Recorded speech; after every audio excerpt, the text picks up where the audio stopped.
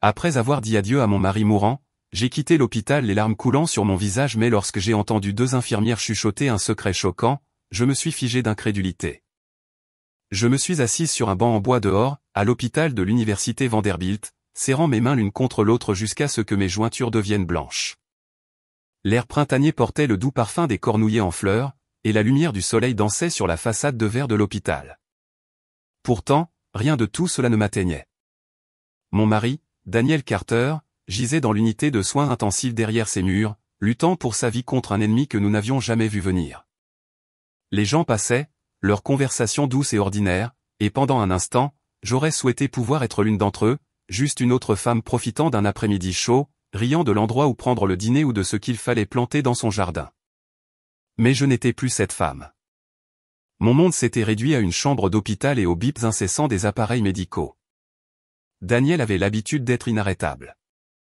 C'était le genre d'homme qui travaillait 12 heures par jour à fabriquer des meubles sur mesure, puis rentrait à la maison et avait encore l'énergie de cuisiner le dîner et de me demander comment s'était passée ma journée.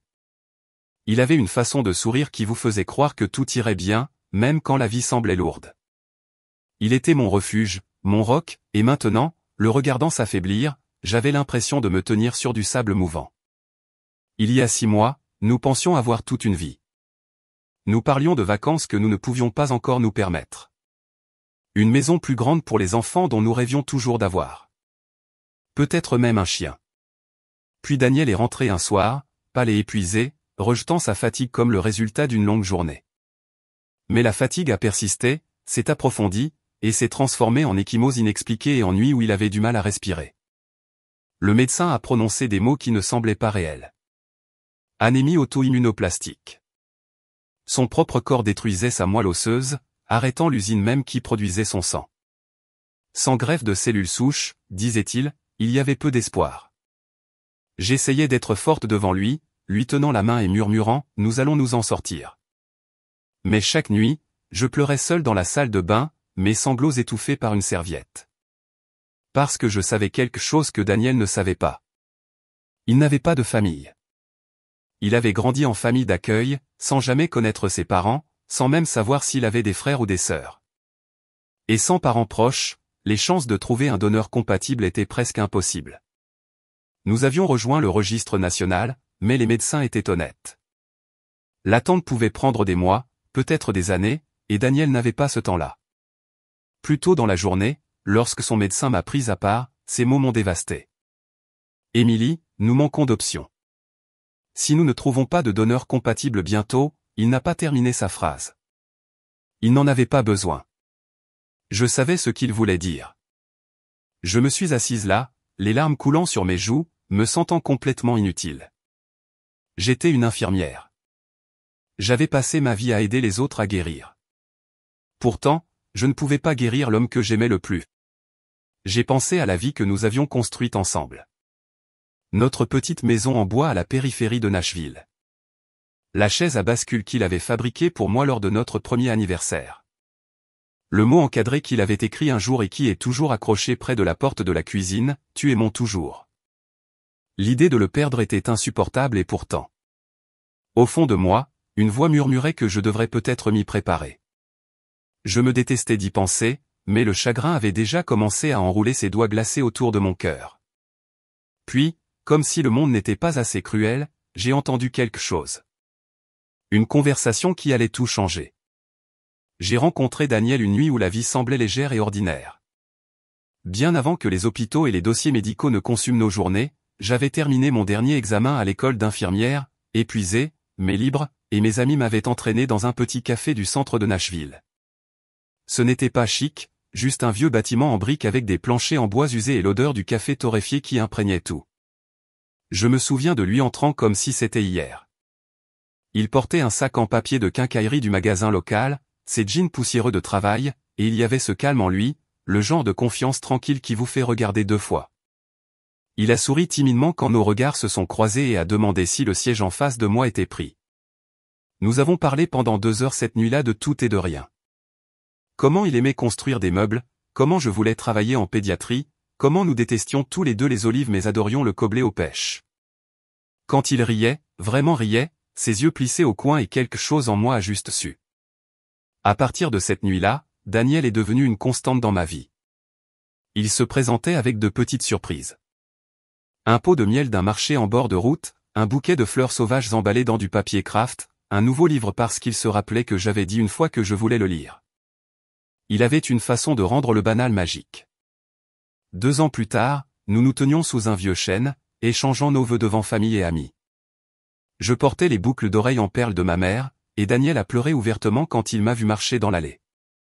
Il n'était pas le genre d'homme qui essayait de cacher ses émotions. Il croyait en l'amour montré pleinement sans hésitation.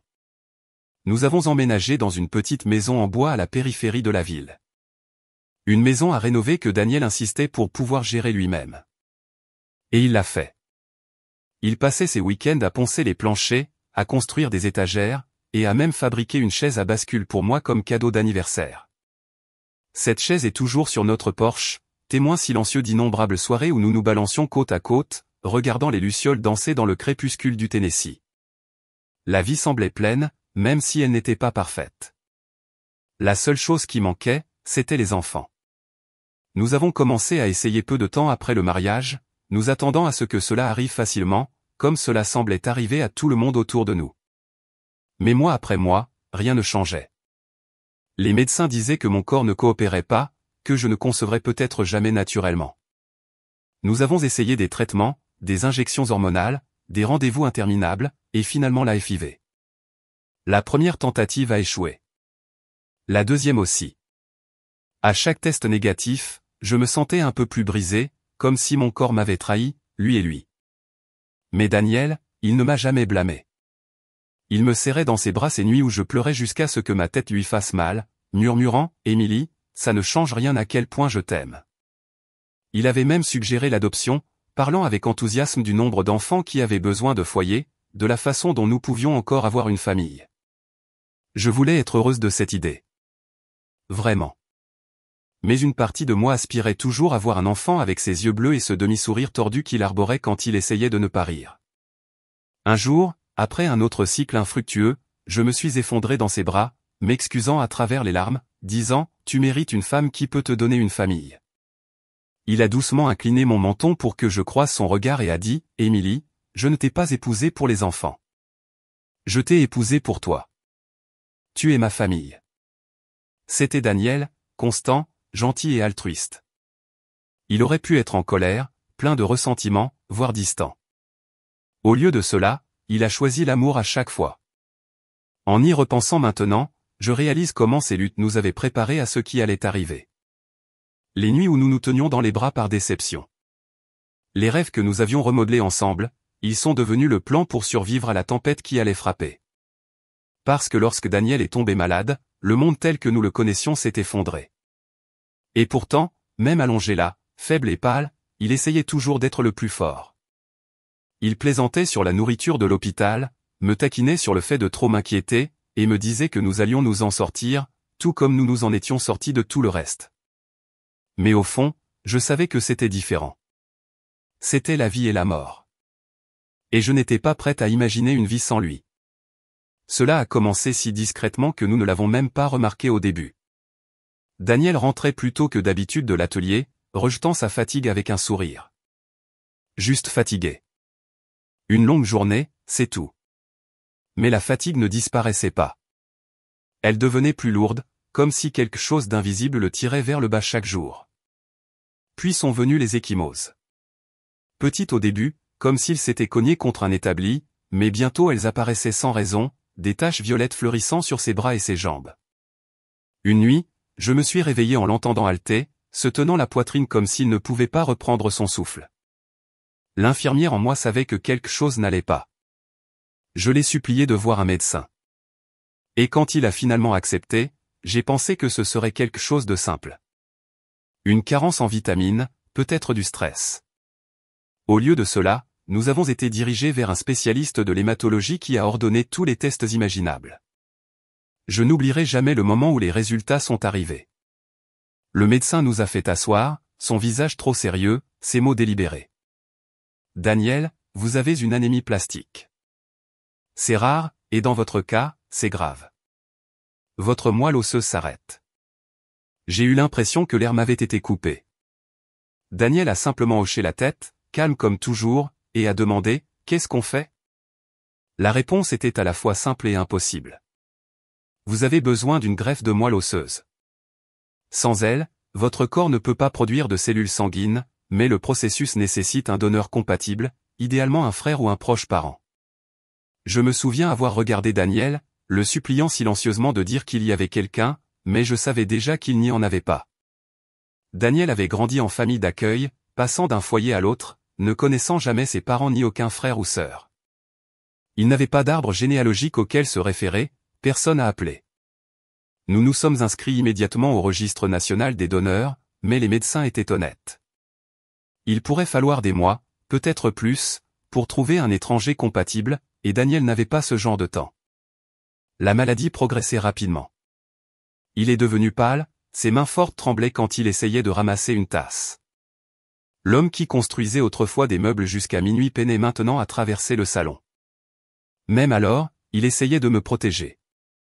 Il plaisantait sur les robes d'hôpital, sur le fait qu'il avait toujours voulu essayer ce look chauve une fois que ses cheveux commenceraient à s'amincir pour les médicaments. La nuit, quand il pensait que je dormais, je pouvais l'entendre murmurer des prières, demandant de la force. Pas pour lui, mais pour moi. Je lui tenais la main dans le lit d'hôpital et je forçais un sourire, disant des choses comme « Nous allons vaincre ça ». Mais à l'intérieur, j'étais terrifié. Terrifié de le perdre. Terrifié de me réveiller dans une maison vide. Terrifié d'affronter une vie que je n'avais pas prévue. Un après-midi, après une autre série de transfusions, le médecin m'a pris à part. Sa voix était douce, mais portait le poids de la finalité. Émilie, nous manquons d'options.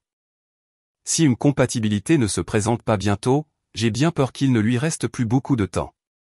J'ai hoché la tête, incapable de parler, sentant les larmes brûler derrière mes yeux. J'avais déjà vu la mort.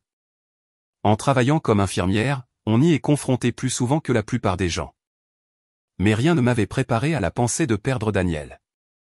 Je suis sorti dans la cour de l'hôpital, désespéré d'air, désespéré de quoi que ce soit qui puisse me rassurer. C'est là que je l'ai entendu. 2 employés de l'hôpital étaient en pause à proximité, parlant tranquillement, sans savoir que je pouvais les entendre. Vous connaissez ce gars en soins intensifs, Carter? Il ressemble exactement à ce gars qui vit à Pinoloo. Je jure que c'est comme regarder la même personne. Mon cœur s'est arrêté. Pinoloo, une petite ville de montagne à seulement 2 heures de route de Nashville. Cela pourrait-il n'être qu'une coïncidence? Ou cela pourrait-il signifier que Daniel avait de la famille là-bas, quelqu'un qui pourrait être un match? Pour la première fois depuis des semaines, j'ai ressenti quelque chose que je n'avais pas osé ressentir.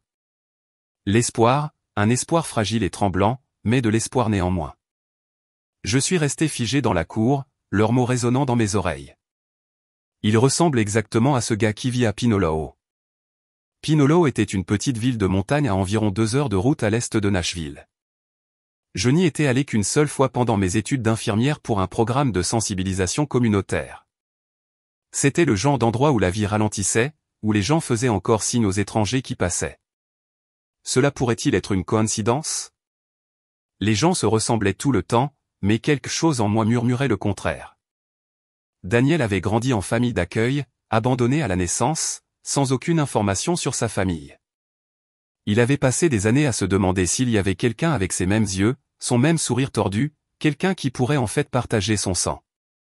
Je me souviens de la fois où il a presque essayé de retrouver ses parents biologiques. Nous étions assis sur notre porche une nuit d'été quand il a admis, parfois, je pense à les chercher, mais s'il ne me voulait pas à l'époque? Pourquoi me voudrait-il maintenant? Sa voix portait une douce douleur quand je ne savais pas comment le consoler. Alors il a enterré la pensée, s'est concentré sur la construction d'une vie avec moi, choisissant de croire que la famille était ce que vous construisiez, pas ce dans quoi vous étiez né. Mais maintenant, la famille n'était plus seulement une idée abstraite. Elle pouvait signifier la différence entre la vie et la mort. Cette nuit-là, j'ai à peine dormi. Je me suis assise au chevet de Daniel, lui tenant la main pendant que les machines bourdonnaient doucement. Sa peau était pâle, sa respiration superficielle mais régulière. J'ai murmuré, je vais régler ça, Danny. Peu m'importe ce que ça coûte. Le lendemain matin, je suis allé au travail et j'ai demandé un congé d'urgence. Ma patronne, que Dieu la bénisse, n'a pas posé beaucoup de questions. Elle connaissait la situation de Daniel et m'a juste serré dans ses bras avant de signer le formulaire. J'ai fait ma valise, le cœur battant d'un mélange de crainte et de détermination. Je ne connaissais même pas le nom de l'homme, juste qu'il vivait à Pinolo et qu'il ressemblait apparemment à mon mari. Je n'avais pas de plan, juste une seule photo de Daniel sur mon téléphone et un fil d'espoir fragile. Avant de partir, je suis allé dans la chambre de Daniel.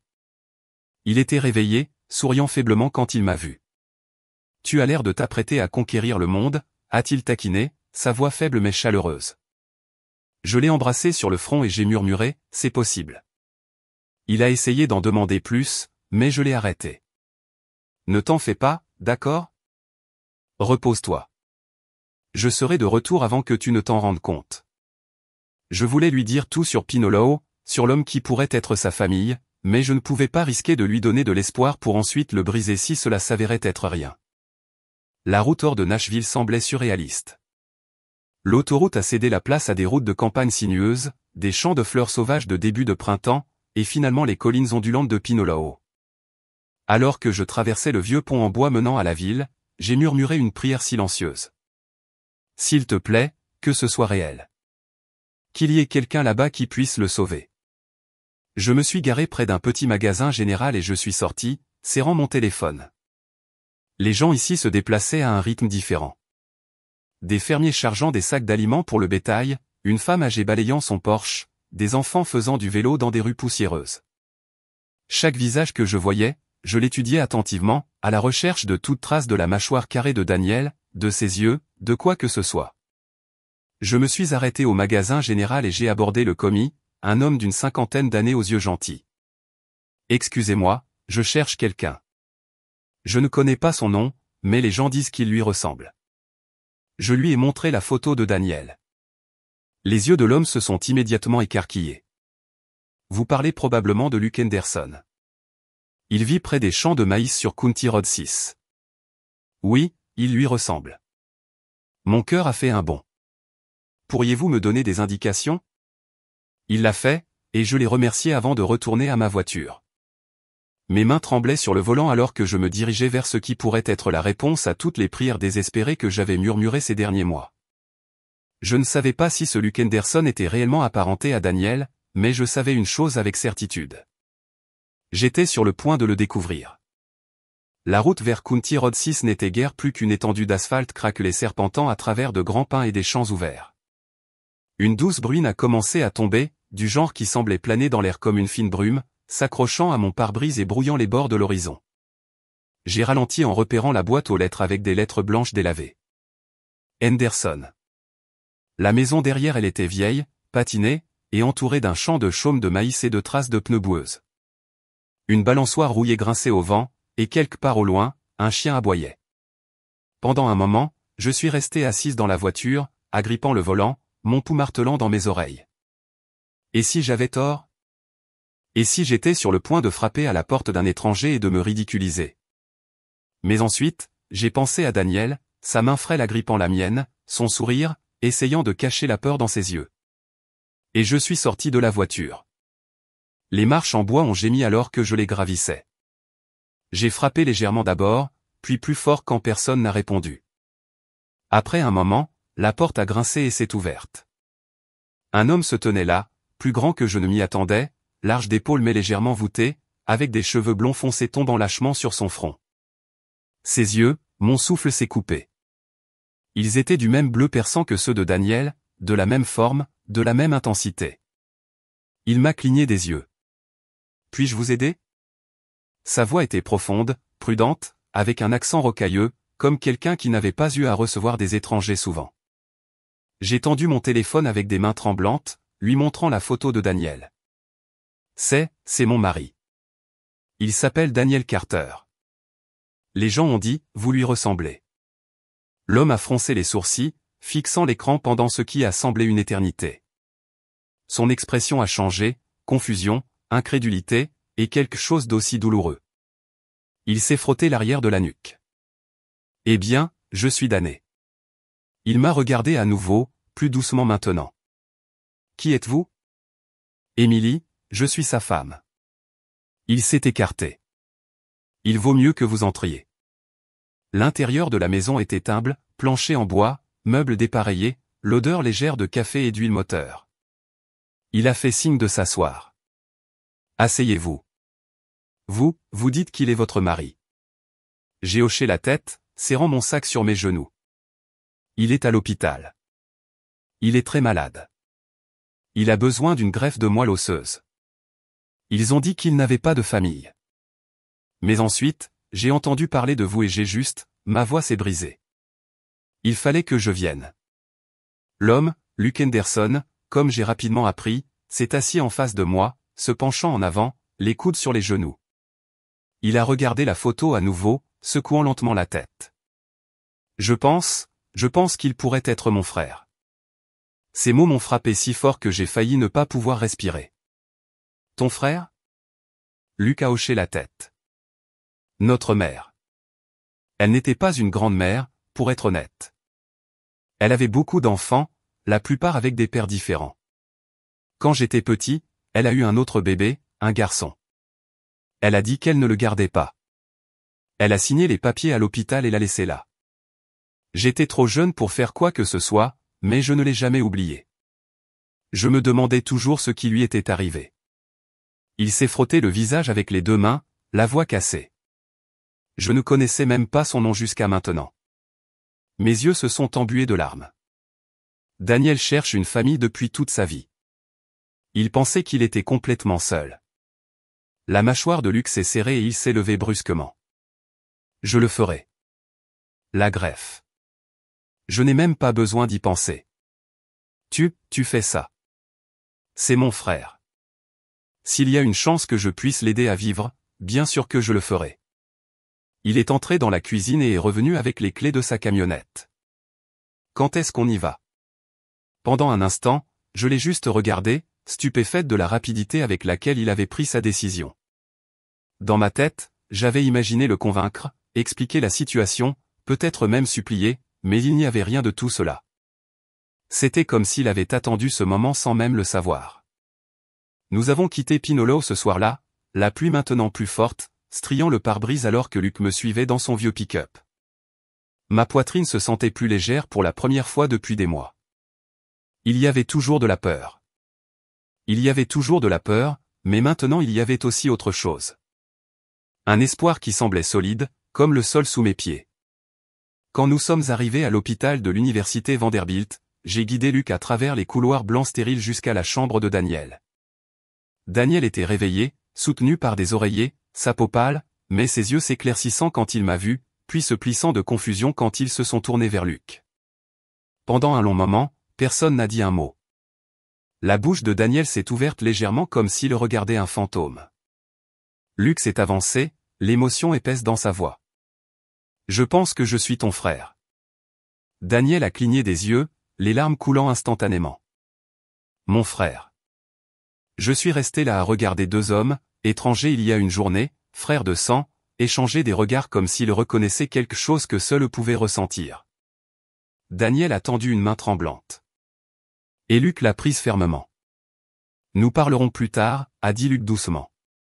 Mais pour l'instant, je suis là pour te sauver la vie.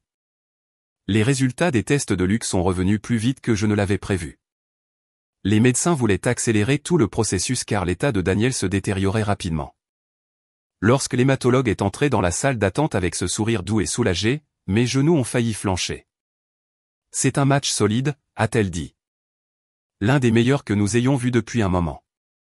Je me suis tourné vers Luke, les larmes aux yeux. Tu as entendu ça? Tu es un match. Tu peux le sauver.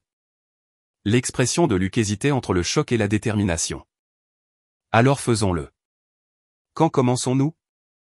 Cette nuit-là, Daniel et Luke ont finalement eu le temps de s'asseoir ensemble. Je suis resté juste devant la porte pendant les premières minutes, leur laissant leur intimité, mais je pouvais toujours entendre leur voix. Basse, émotive, hésitante au début, puis plus chaleureuse à mesure que les minutes passaient. La voix de Daniel s'est brisée en disant « J'avais l'habitude de rêver d'avoir un frère. Je pensais que c'était stupide, comme rêver d'une maison dans laquelle vous n'habiterez jamais. Mais te voilà, réel. » Luke a ri doucement, bien que sa voix fût étranglée. La vie avait d'autres plans, hein? Je suis désolé de ne pas avoir été là, Danny. Je ne savais même pas. Tu n'as pas à être désolé, a dit Daniel, serrant la main de Luke avec une force surprenante pour quelqu'un d'aussi faible. Tu es là maintenant. C'est tout ce qui compte. Quand je suis retourné dans la chambre, Daniel m'a regardé avec des yeux humides et a murmuré, « J'ai un frère. » Moi.